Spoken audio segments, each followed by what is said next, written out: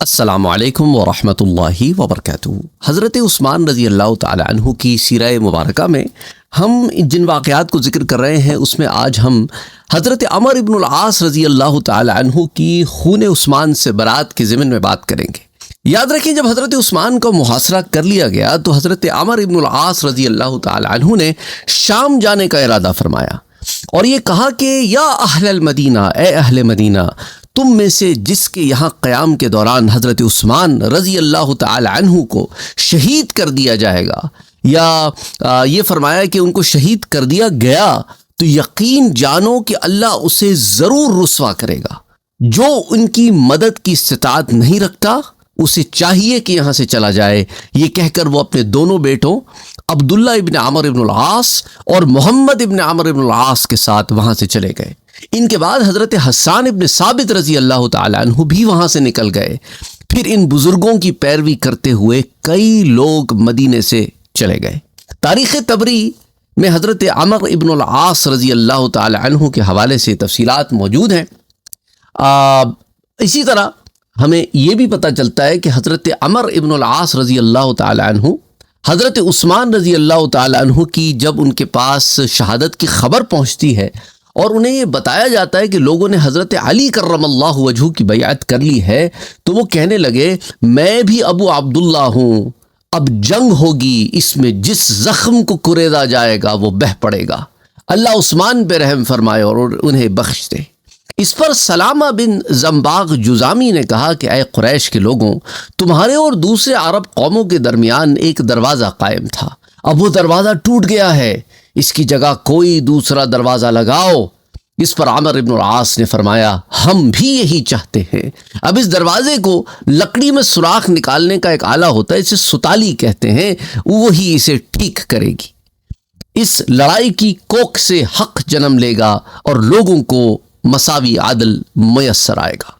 حضرت عمر ابن العاص کے کردار کی یہی اصل تصویر ہے جو ان کی شخصیت کے مطابق بھی ہے۔ ان کی زندگی کے کارناموں کو سامنے رکھتے ہوئے بھی آپ ان کی شخصیت کا اندازہ لگا سکتے ہیں، اور جن روایات کی بنا پر معاذ اللہ حضرت عمر ابن العاص رضی اللہ تعالی عنہ پر بہتان لگائے گئے کہ وہ لالچی تھے، مفاد پرست تھے، دنیا کے طالب تھے، وہ تمام روایات بے بنیاد ہیں اور جھوٹ کا پلندہ ہیں۔ جیسا کہ واقدی کی موسیٰ بن یعقوب سے روایت ہمارے سامنے آتی ہے، جسے عمر ابن العاص رضی اللہ تعالی عنہ کے ضمن میں تفصیلاً جو کتاب لکھی ہے ڈاکٹر منیر الغضبان نے، اس کے پیج 481 پر اس پر تفصیل سے بات کی ہے۔ اور یاد رکھیں کہ بہت سارے تذکرہ نگاروں اور مورخین نے ان ضعیف اور بے اصل روایات سے متاثر ہو کر یہ تاثر دیا ہے کہ حضرت عمر ابن العاص نعوذ باللہ اس قسم کی شخصیت کے حامل تھے کہ ان کو جو ہے نا بلو پار رکھا جائے۔ اور محمود شیت خطاب، یہ جو ہے صفراء النبی، یہ ڈاکٹر محمد شیت خطاب، اس کے پیج 508 پر، اور اسی طرح عبد الخالق سید ابو رابعہ، انہوں نے عمر بن العاص لعبد الخالق سید ابو رابعہ پیج نمبر 316 پر انہوں نے لکھا ہے کہ یہی حال عباس محمود عقاد کا ہے کہ وہ سند کو کوئی اہمیت نہیں دیتا اور قارئین کو یہ تاثر دیتا ہے کہ سند کی کوئی حیثیت نہیں۔ وہ حضرت معاویہ رضی اللہ تعالی عنہ اور حضرت عمر ابن العاص رضی اللہ تعالی عنہ کو معاذ اللہ ایسے پیش کرتا ہے کہ گویا وہ کوئی موقع پرست ابن الوقت اور خود غرض تھے معاذ اللہ۔ اور جن روایات کو اس نے بنیاد بنایا ہے وہ اگر آپ جرح تعدیل میں دیکھیں، اس کی نقد کریں، تو اس پر اتفاق ہوگا کہ وہ ناقابل استدلال ہیں، ان سے دلیل نہیں پکڑی جا سکتی، ایسی روایات ہیں۔ اور لیکن عباس محمود عقاد کو اس سے کوئی غرض نہیں، اور اس جیسے اور بہت سارے مورخین ہیں جنہوں نے من گھڑت، بے بنیاد، ناقابل یقین باطل روایات کو لیا ہے، یا حدیث کے جملوں کو لے کر انہیں اپنے معنی کے مطابق جو ہے بدلا ہے۔ اب مثال کے طور پہ اردو میں ایک مثال دی جاتی ہے کہ روکو مت جانے دو اور روکو مت جانے دو، الفاظ وہی ہیں لیکن آپ کہاں پر رکتے ہیں اس سے جملہ بدل جاتا ہے۔ اور یہی چیز انہوں نے کی ہے کہ صحابہ کرام رضی اللہ تعالی عنہم اجمعین کے معاملے کو ایسا کر دیا کہ گویا کہ ان میں آپس میں کوئی اتفاق نہیں تھا، وہ آپس میں معاذ اللہ کوئی دنیا داری میں پڑے ہوئے تھے، استغفر اللہ العظیم۔ تو بہرحال حضرت عمر ابن العاص کی شخصیت کی اصل کلید یہ ہے کہ وہ ایک اصول پسند انسان تھے، وہ حضرت عثمان کی مدد کرنے کے لیے بےتاب تھے، لیکن وہ حضرت عثمان کی حد درجہ نرمی اور خوریزی سے اجتناب کی وجہ سے بے بس بھی تھے، اور جب وہ عاجز آ گئے اور ان سے کچھ اور نہ بن پڑا اور حضرت عثمان بھی خون مدینے کی سرزمین پہ نہیں بہانا چاہتے تھے، تو عمر ابن العاص رضی اللہ تعالیٰ عنہ نے یہی بہتر سمجھا کہ اس بے بسی میں رہنے کے بجائے اور حضرت عثمان کو کے ساتھ جو معاملہ ہو وہ اپنی آنکھوں سے دیکھ کر بے بس کھڑے رہنے کے بجائے مدینے کو چھوڑ دینا بہتر ہے، اور اسی کے پیچھے اور بھی لوگوں نے یہی روش اختیار کی، اور یہی وجہ تھی کہ جب حضرت عثمان کی شہادت کی خبر حضرت عمر ابن العاص تک پہنچی تو آپ بہت روئے، اور حضرت عثمان کے قریبی دوستوں اور خصوصی جو آپ کے منسٹرز تھے، مشیر تھے، آپ ان لوگوں میں سے تھے، اور وہ اس وقت بھی حضرت عثمان کی شورا کے رکن تھے، وہ کسی خاص عہدے پر فائز نہیں تھے، لیکن یہ ان کی امت مسلمہ کے لیے ایک تڑپ تھی کہ وہ حضرت عثمان کو ایڈوائز دیا کرتے تھے، اور حضرت معاویہ رضی اللہ تعالیٰ عنہ اور حضرت عمر ابن العاص رضی اللہ تعالیٰ عنہ، ان کا باہمی اتحاد جو ہے وہ بلا وجہ نہیں تھا، یہ دونوں حضرات خاص طور پر اس لیے اکٹھے ہو گئے تھے کہ وہ قاتلین عثمان کے خلاف متحد ہو کر ان سے مظلوم خلیفہ راشد کے اس قتل کا بدلہ لے سکے۔ تو عمر ابن العاص رضی اللہ تعالی عنہ پر جو ڈاکٹر منیر الغضبان نے کتاب لکھی ہے، اس کے پیجز 489 اور 490 پر انہوں نے اس پر بات کی، اور دیکھیں شہادت عثمان کا واقعہ اس قدر تکلیف دہ ہے کہ حضرت عمر ابن العاص رضی اللہ تعالی عنہ کی رگوں میں آپ کو شہید کرنے والے سفاک مجرموں کے خلاف غیظ و غضب کی بجلیاں جو ہیں وہ اور انہوں نے حرم رسول کی بے حرمتی جو کی ہے ان لوگوں نے، اور مدینہ منورہ کی سرزمین میں خلیفہ راشد کو، خلیفہ برحق کو انہوں نے شہید کر دیا اور سر عام شہید کر دیا، اور ان سے بدلہ لینے کے لیے مدینہ منورہ کے علاوہ کسی اور جگہ کا انتخاب۔ تو بہرحال حضرت عثمان کی شہادت کا جو غم ہے وہ اس قدر تکلیف دہ تھا کہ مطلب ہم اس کا اندازہ بھی نہیں لگا سکتے کہ صحابہ کرام پر کیا وقت گزرا تھا کہ جب حضرت عثمان کو یوں شہید کر دیا گیا۔ اور میں آپ کو یہ بھی بتاتا چلوں کہ حضرت انس ابن مالک رضی اللہ تعالیٰ عنہ، حضرت انس رضی اللہ تعالیٰ عنہ سے کہا گیا کہ حضرت عثمان اور حضرت علی کی محبت ایک دل میں اکٹھی نہیں ہو سکتی، یعنی یہ وقت آ گیا تھا کہ لوگوں کو اتنا زیادہ ان کے دماغوں کو پلوٹ کر دیا گیا تھا کہ گویا حضرت عثمان اور حضرت علی کی تو بنتی نہیں تھی۔ آج بھی ایسے لوگ موجود ہیں جو سوشل میڈیا پر بیٹھے ہیں اور حضرت علی اور حضرت عثمان کے درمیان عجیب و غریب قسم کی باتیں جو ہیں وہ کرتے رہتے ہیں۔ تو ایسے لوگوں کے لیے حضرت انس ابن مالک کا یہ قول زبردست ہے جب ان سے کہا گیا کہ حضرت علی اور حضرت عثمان کی محبت تو ایک دل میں اکٹھی نہیں ہو سکتی، تو حضرت انس نے فرمایا جو یہ کہتا ہے وہ ایک نمبر کا جھوٹا ہے، ہمارے دلوں میں ان دونوں کی محبت ایک وقت میں موجود ہے۔ سبحان اللہ۔ یہ تحقیق مواقف الصحابہ فی الفتنہ، یہ کتاب ہے ڈاکٹر محمد امحزون کی جو موراکو کے بہت بڑے اسکالر ہیں، انہوں نے اسے اپنی کتاب جلد 2 صفحہ 25 پر، اور اسی طرح ابن حجر العسقلانی نے تہذیب التہذیب میں جلد نمبر 7 صفحہ 141 پر اسے بیان کیا ہے۔ اور سیدنا حذیفہ بن یمان، خالد بن ربیع کا بیان ہے کہ ہمیں سیدنا حذیفہ کی بیماری کا پتہ چلا تو ابو مسعود انصاری رضی اللہ تعالیٰ عنہ اور بہت سارے اور لوگ ان کی تیمارداری کے لیے گئے، اور وہ ان دنوں میں مدائن ایک مقام ہے وہاں پہ وہ رہتے تھے، وہاں پہ حضرت عثمان کی شہادت کی بات چل نکلی تو حضرت حذیفہ بن یمان نے فرمایا اللہ گواہ ہے، نہ میں وہاں موجود تھا، نہ میں نے انہیں شہید کیا، نہ میں ان کے قتل پر راضی تھا۔ تو میں آپ کو بتا رہا ہوں صحابہ جو ہے ان کا کیا مقام ہے، وہ ایک دوسرے سے کتنی محبت کرتے تھے کہ بعد میں ان لوگوں کو یہ جسٹیفیکیشنز دینے کی ضرورت پڑ گئی کہ فتنے اتنے بڑھ گئے تھے کہ خدا کی قسم ہم صحابہ کے درمیان وہ معاملہ نہیں ہے جو تم بیان کرتے ہو۔ اور پھر اسے بھی مواقف الصحابہ فی الفتنہ ڈاکٹر محمد امحزون نے اسے جلد 2 صفحہ 27 پر جمع کیا ہے تحقیق مواقف الصحابہ میں۔ اور اسی طرح ابن سیرین رحمۃ اللہ علیہ مشہور تابعی ہیں، حضرت حذیفہ کے بارے میں بیان کرتے ہیں کہ انہیں شہادت عثمان کی اطلاع ملی تو انہوں نے فرمایا اے اللہ تو جانتا ہے کہ میں خون عثمان سے بری ہوں، اگر قاتلین عثمان کا یہ فیصلہ درست ہے تب بھی میں ان سے بری ہوں، اگر انہوں نے غلط اقدام اٹھایا ہے تو میں میری برات سے تو میں خوب واقف ہے میرے رب، اور اہل عرب ان قریب جان لیں گے کہ ان کا فیصلہ صحیح تھا یا غلط. اگر ان کا فیصلہ ٹھیک ہوا تو وہ بہت جلد اس کے اچھے پھل دیکھیں گے، اور اگر ان کا فیصلہ غلط ہوا تو وہ جلد ہی اپنے کیے کا مزہ جو ہے وہ خون کی شکل میں چکھیں گے. پھر کیا ہوا کہ کچھ تو خون کا ایسا بازار گرم ہوا کہ آج تک آپ دیکھیں کیا معاملہ چل رہا ہے. حضرت عثمان کی شہادت سے جو دروازہ کھلا نا فتنوں کا، وہ آج تک ہے، آج تک ہے. اللہ ہدایت دے، اللہ ہدایت دے. اور جندب بن عبداللہ بیان کرتے ہیں کہ فتنے کے دنوں میں میری ملاقات حضرت حذیفہ رضی اللہ تعالیٰ عنہ سے ہوئی تو میں نے حضرت عثمان کا ذکر کیا. انہوں نے فرمایا کہ باغی اور خارجی انہیں جلد ہی شہید کر دیں گے کیونکہ فتنہ اتنا بڑھ گیا ہے. اور جندب کہتے ہیں کہ پھر میں نے پوچھا اگر وہ شہید کر دیے گئے تو ان کا انجام کیا ہوگا؟ تو حضرت حذیفہ نے بے جھجک کہا خود جنت میں جائیں گے اور کیا ہوگا. تو جندب کہتے ہیں میں نے کہا کہ پھر ان کے جو دشمن ہیں جو انہیں قتل کریں گے، تو اس پر حضرت حذیفہ نے فوراً کہا کہ وہ تو آگ میں جائیں گے.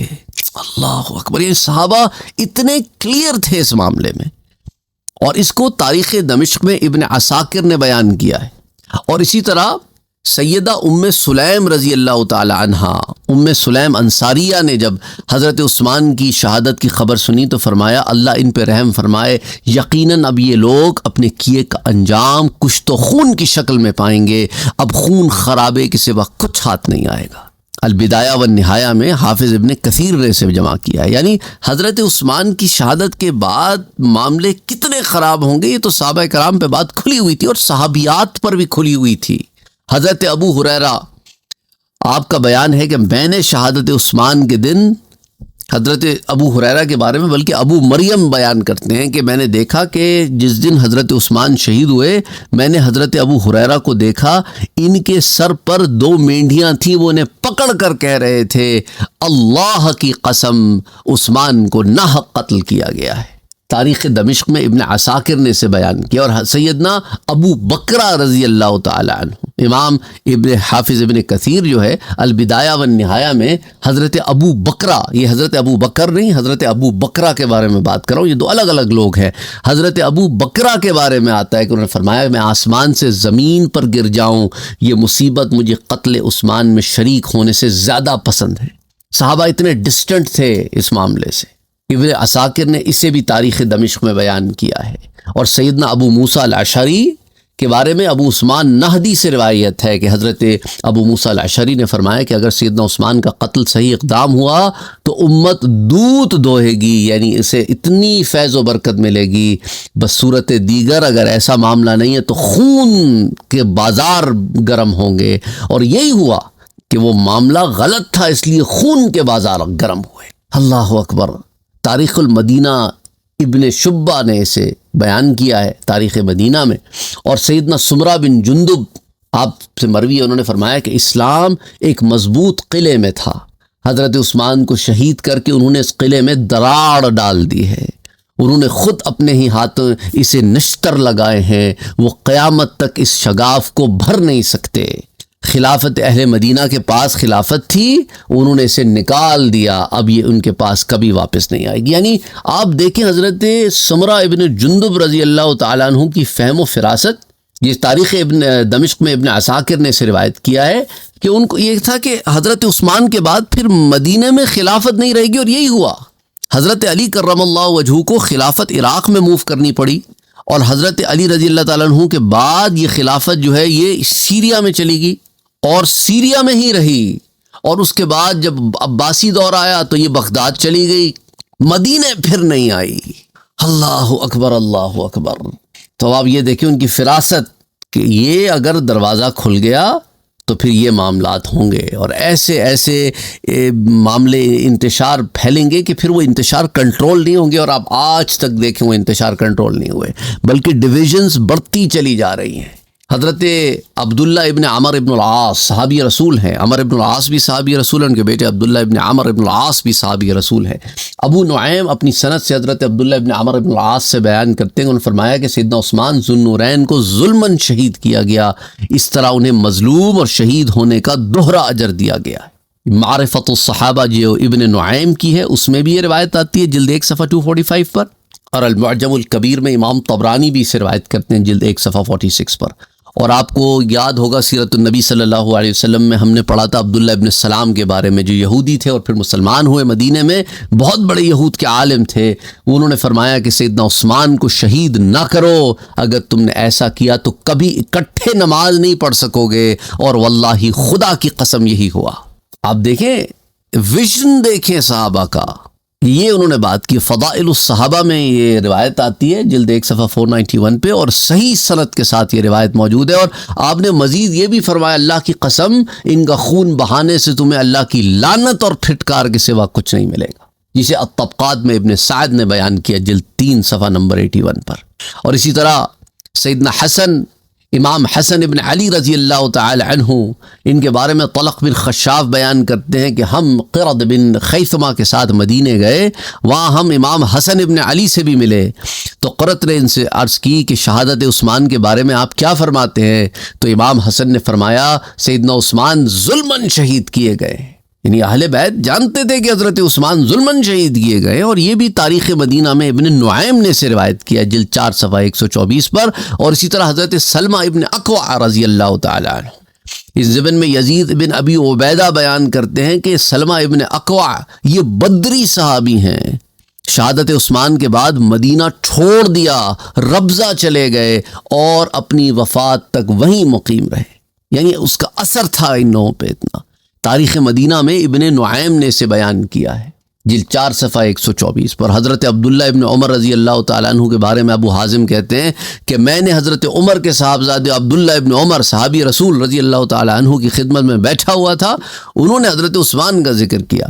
ان کے اس قدر فضائل و مناقب بیان کی حضرت عبداللہ ابن عمر نے، اور رسول اکرم صلی اللہ علیہ وسلم سے قرابت داری کا اس طرح تذکرہ کیا کہ انہیں شیشے سے بھی زیادہ صاف بنا دیا۔ پھر سیدنا علی المرتضیٰ کا ذکر کیا تو ان کے فضائل و مناقب، سبقت اسلامی اور قرابت داری کا ذکر اس قدر خوبصورتی سے کیا کہ انہیں بھی شیشے سے زیادہ آب و تاب والا بنا کر رکھ دیا۔ پھر فرمایا مولا علی رضی اللہ تعالی عنہ بے قصور تھے، جو ان دو بزرگوں کا تذکرہ کرنا چاہے وہ اسی طرح کرے، ورنہ تذکرہ نہ کرے۔ صحابہ کا موقف دیکھ رہے ہیں آپ، یہ نہ کرنا کہ عثمان رضی اللہ تعالیٰ عنہ کی تم شان بیان کرو اور مولا علی کی شان نہ بیان کرو، یا یہ بھی نہ کرنا کہ مولا علی کی تو شان بیان کرتے ہو پر حضرت عثمان کو تم ٹیڑھی آنکھ سے دیکھتے ہو۔ نہ تم نے تذکرہ کرنا ہے تو دونوں کا کرنا اور اعلیٰ کرنا، ورنہ نہ کرو، تمہارے لیے یہ بہتر ہے۔ سبحان اللہ، سبحان اللہ، سبحان اللہ۔ اور سیدنا عبداللہ ابن عمر سے مروی انہوں نے فرمایا سیدنا عثمان کو برا نہ کہو، یقیناً ہم انہیں افضل اور برگزیدہ لوگوں میں شمار کرتے ہیں۔ فضائل الصحابہ کی جلد 1 صفحہ 416 اور صحیح سند کے ساتھ یہ قول موجود ہے۔ تو شہادت عثمان کی وجہ سے کئی فتنے پھوٹ پڑے ہیں، اور بعد میں پیدا ہونے والے فتنوں پر یہ سانحہ اثر انداز ہوا ہے۔ لوگوں کے دلوں میں تغیر کا پیدا ہونا، جھوٹ کا عام ہونا، عقیدہ اسلام اور شریعت سے صریحاً انحراف شروع ہونا، لوگوں کے مابین فتنوں کا سب سے بڑا سبب حضرت عثمان کی شہادت تھی کہ وہ عدل و انصاف کے خلاف ایک ایسا عمل جس نے فتنوں کے دروازے کھول دیے، دلوں میں نفرتیں، بے چینی۔ آپ دیکھیں حضرت عثمان رضی اللہ تعالی عنہ کی شہادت سے پہلے یہ معاملے نہیں تھے امت مسلمہ میں۔ حضرت علی کرم اللہ وجہہ کی نے جن حالات میں بیعت کی ہے آپ جانتے ہیں، میں جانتا ہوں، اور پھر بعد میں جنگ جمل، جنگ صفین، پھر اس کے بعد آگے معاملات اور جو ہے وہ خراب ہوتے چلے گئے کہ کربلا تک پیش آئی۔ پھر کربلا پہ معاملے نہیں رکے، کربلا کے بعد بھی کتنی اور جنگیں ہوئی ہیں۔ مکے پہ حملہ ہوا، کعبۃ اللہ جلا دیا گیا،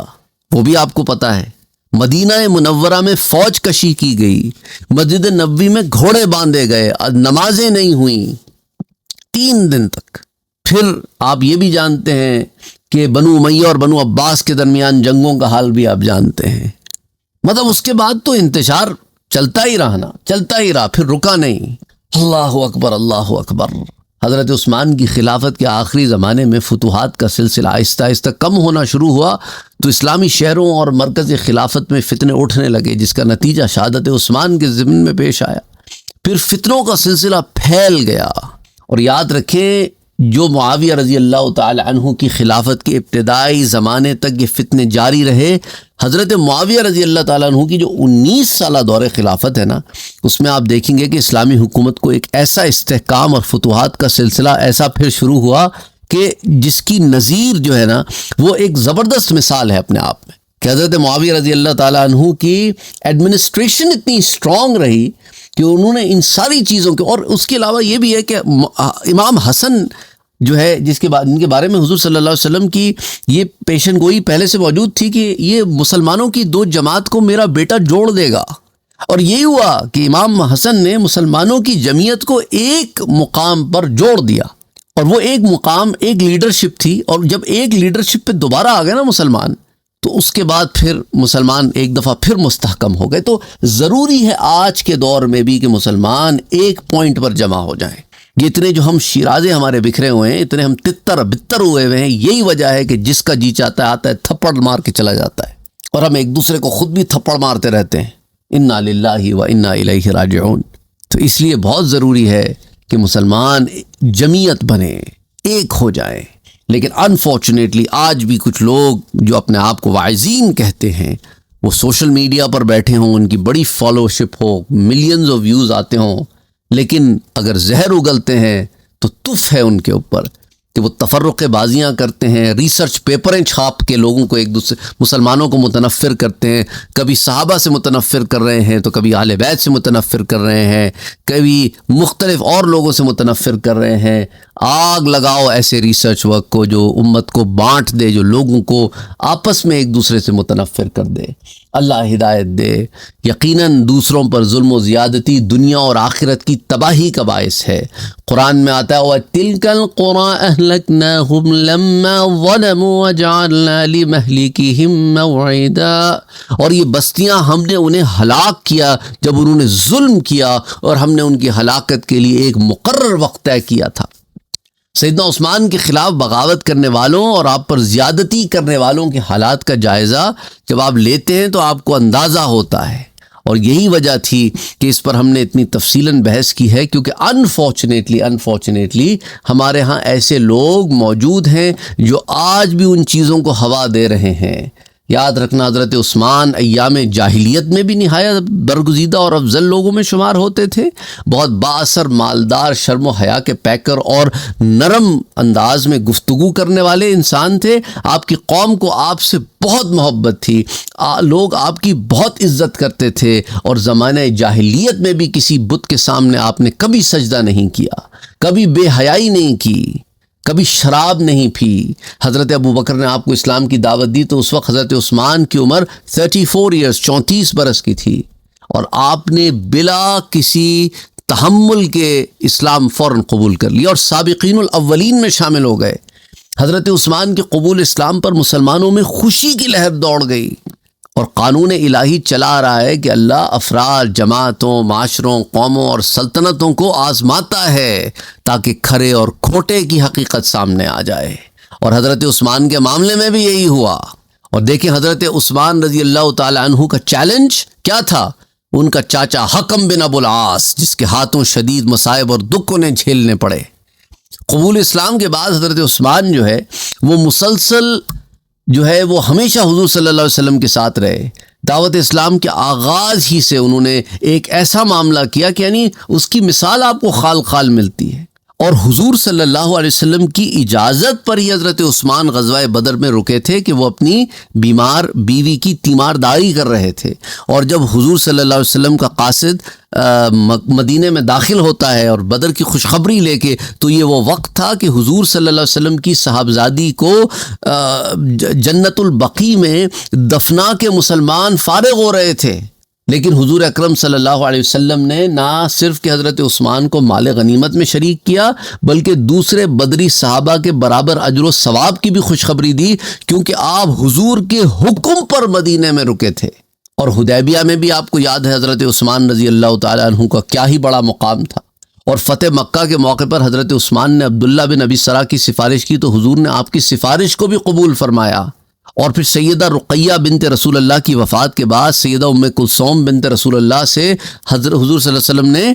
حضرت عثمان کی شادی فرمائی، اور ان سے آپ کا ایک بیٹا بھی پیدا ہوا تھا عبداللہ، گو کہ وہ بچپن میں وفات پا گئے۔ پھر اس کے بعد سیدہ ام کلثوم بھی رحلت فرما گئی، اور بئر روما وہ بھی حضرت عثمان نے 20,000 درہم میں خرید کے مسلمانوں کے لیے وقف کر دیا کہ مسلمانوں کے لیے کوئی source of clean sweet water نہیں تھا۔ تو حضرت عثمان کے کتنے مناقب ہیں، ان پر ہم بات کریں تو ہمیں